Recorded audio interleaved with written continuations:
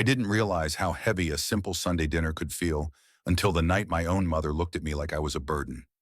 It wasn't a dramatic moment, just a shift in her eyes, a tightness in her tone, but it sat in my chest like a stone. My family has always had this way of brushing off their digs as just joking, yet somehow the jokes only ever cut in one direction. Mine. I work as a delivery driver for a local hardware store. Nothing fancy, just steady work. I live modestly, keep to myself, and try to help my family whenever they need me. For years, that meant fixing things around my mom's house, covering small bills when she fell behind, or hauling stuff for my sister, Amanda, when her latest bargain hunting spree got out of hand. Nobody forced me into those roles. I stepped into them because it felt like the right thing to do. But somewhere along the way, helping turned into expected. When I said I couldn't help one weekend because I'd picked up extra shifts, my mom sighed like I'd personally ruined her plans. Amanda rolled her eyes and said, "You're always busy with something." That stung because it wasn't true. I rearranged my life for them more times than I ever admitted. The tension grew quietly. I'd show up to family dinners and they'd talk about plans I hadn't been invited to. When I walked in, conversations clipped short, replaced with comments like, "Oh good, he can lift the heavy stuff," or "Don't forget to bring your truck next time." I told myself I was imagining things, but resentment has a way of sharpening your focus. The breaking point came in small pieces. My mom forgot to repay me money I'd loaned her. Amanda borrowed tools and returned them broken or not at all. Every time I tried to say something, Mom would smile tightly and say, "Family doesn't nickel and dime each other," as if that erased the pattern. But the worst part was how they acted like my time, money, and energy existed solely to fill whatever gap they had that week. Then came the moment that tipped everything. My mom asked me to help her clean out the spare room, claiming she wanted to finally organize things. I agreed, thinking it'd be a simple favor. But halfway through, Amanda showed up with a stack of boxes and casually announced she was moving some of her stuff in, long term. My mom didn't even look at me when she confirmed it. They'd already decided the room, in the house I helped maintain, repair, and financially support, was being turned into Amanda's storage unit, and I was expected to clean it out for her. I stood there holding a box, waiting for someone to acknowledge how absurd it was. Nobody did. It wasn't one moment of betrayal. It was years of small ones piling up until even I couldn't pretend anymore. As I moved boxes that weren't mine, clearing a room I didn't ask to touch, something in me finally settled. This wasn't helping. This was being used. And for the first time in a long time, I felt a quiet shift inside myself. Not anger, but clarity. I realized I needed to stop playing the role they wrote for me, and I knew exactly where that change would start. I spent the week after the spare room incident walking around with this strange mix of hurt and clarity sitting just under my ribs. Every time I replayed the moment in my head, Mom not meeting my eyes, Amanda barking orders like I was hired help, it hit me a little harder. It wasn't a misunderstanding. It wasn't accidental. They truly saw me as the one person in the family whose time didn't matter. The shift in me was subtle, but my family noticed immediately. When I didn't answer Amanda's calls for 2 days, she sent a text. "Need you to bring the truck sat. Don't be difficult." No please, no question mark, just expectation.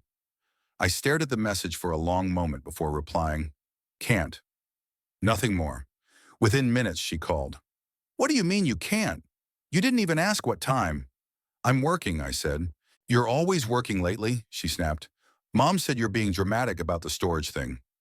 That one sentence, being dramatic, felt like someone pressing on a bruise. I hung up before she finished her rant. I didn't have the energy to teach a grown woman empathy.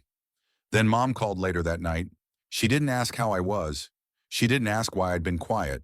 Instead, she lectured me about family obligations and how Amanda had a lot on her plate, as if I didn't. Every excuse she gave was another brick in a wall I never agreed to build. When I told her I wasn't coming by for a while, she got icy. "You're being ridiculous," she said. "You know we depend on you." The word depend hung in the air like a confession. That weekend I stayed home. I cleaned my apartment, rested, and realized how peaceful life felt when I wasn't running around fixing everyone else's mess. It hit me how much time I'd been giving away. But the real breaking point came the following Tuesday. Amanda showed up at my job, actually drove to the hardware store, just to corner me on my lunch break.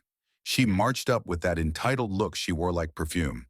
"Mom said you're refusing to help," she said. "You're making everything harder than it needs to be." It wasn't what she said, it was how she said it. Like I was property, like I was a tool they owned, not a person they loved.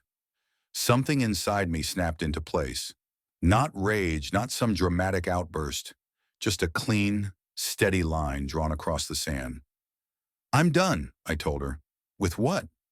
"With being your free labor, your bank, your truck service, all of it." She laughed, actually laughed, thinking I was bluffing. "Sure, you always come running back." I didn't respond. I just walked away and went back to work. That was the moment I decided I wasn't tolerating any of it anymore. And when someone's used to taking advantage of you, the second you stop giving them everything, they expose themselves fast. I didn't need to yell. I didn't need to fight. All I had to do was step back and let them show the world exactly who they were. And that's when the plan started forming. Simple, quiet, and perfectly fair. My plan didn't start with revenge in mind. It started with boundaries, which, in my family, might as well have been an act of war. The more I stepped back, the louder they became, accusing, guilt-tripping, twisting every silence into an offense. And the louder they got, the more obvious their behavior became to everyone around them. I just let it unfold. I stopped doing favors altogether. If Amanda texted, I didn't respond unless it was actually important, which it never was. If Mom asked for money, I told her plainly, "I can't help anymore. I need to take care of my own life." No apologies, no explanations, just calm statements of fact. At first, they tried steamrolling me. Amanda left voicemails dripping with entitlement. Mom dropped by my apartment unannounced to talk sense into me, which I didn't allow. I opened the door only far enough to say I wasn't available and wished her a good day. The distance wasn't meant to punish them, but it had consequences they never imagined. For years, I'd been the one quietly holding things together, giving my mom rides when her car was in the shop, paying for small repairs, hauling junk, replacing broken appliances with used ones I found through work. The moment I stepped back, everything they'd ignored started catching up. One afternoon, Mom called in a panic. Her water heater finally gave out. She said she needed me to find her a cheap replacement, like I always do. I told her politely that she'd have to call a plumber. Another day, Amanda's car wouldn't start. She demanded my truck. I reminded her I was no longer lending it out. She cursed at me before hanging up. It wasn't revenge. Not yet. It was them facing normal responsibilities, something they'd avoided because I'd made life too easy. But the real moment came when Mom casually told relatives, at a birthday dinner I didn't attend, that I'd abandoned the family. She painted herself and Amanda as victims, claiming I'd become selfish and cold. What she didn't expect was my aunt calling me afterward, asking if everything was okay. So I explained, calmly, factually, every small thing I'd done for years, every promise unkept, every time they dismissed or used me. I didn't exaggerate a word. My aunt was quiet for a long time. Then she said, "Honey, this isn't your burden to carry. You've done more than enough." Turns out relatives had noticed long before I did. They'd watched Mom and Amanda lean on me harder every year, but never felt it was their place to interfere.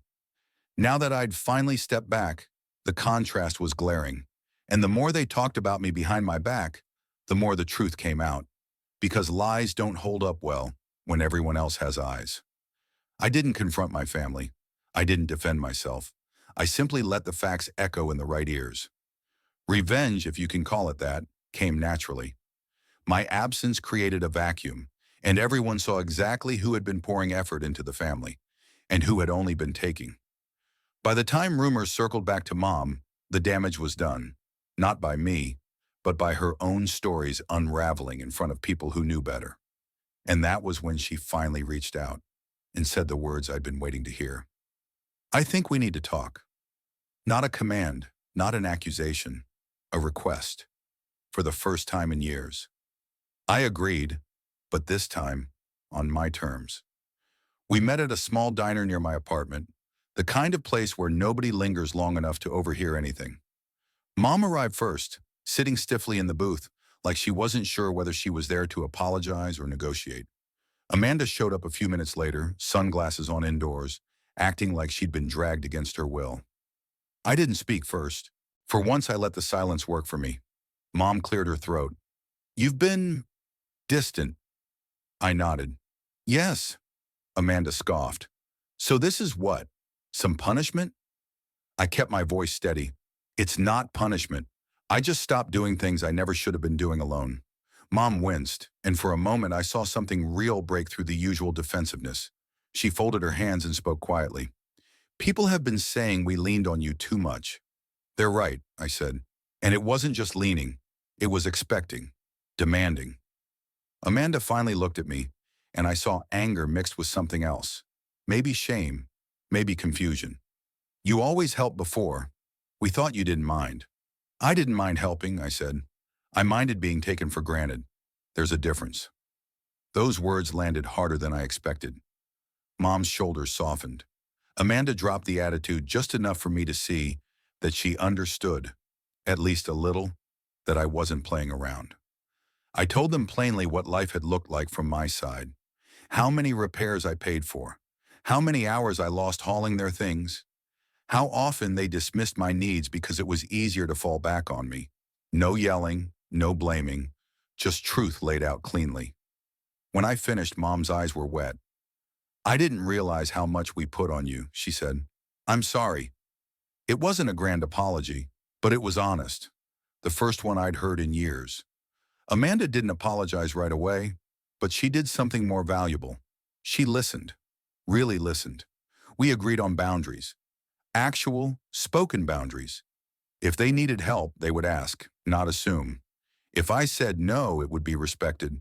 No more guilt trips. No more entitlement disguised as family obligation. Leaving that diner, I didn't feel triumphant. I felt steady, like I'd finally rebuilt something inside myself that I didn't realize had been breaking.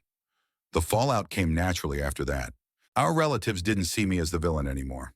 Mom corrected the story herself. Amanda pulled back on her demands, partly because she understood, and partly because she finally had to stand on her own 2 feet. My revenge wasn't loud or dramatic. It was the simple act of stepping away and letting the imbalance reveal itself. The consequences weren't mine to deliver. They grew out of the truth they'd spent years avoiding. And the moral I walked away with was this: sometimes the most powerful revenge isn't destroying someone. It's refusing to let them keep using you. Once you draw that line, everything else shifts into place. And for the first time in a long time, my life finally felt like it belonged to me.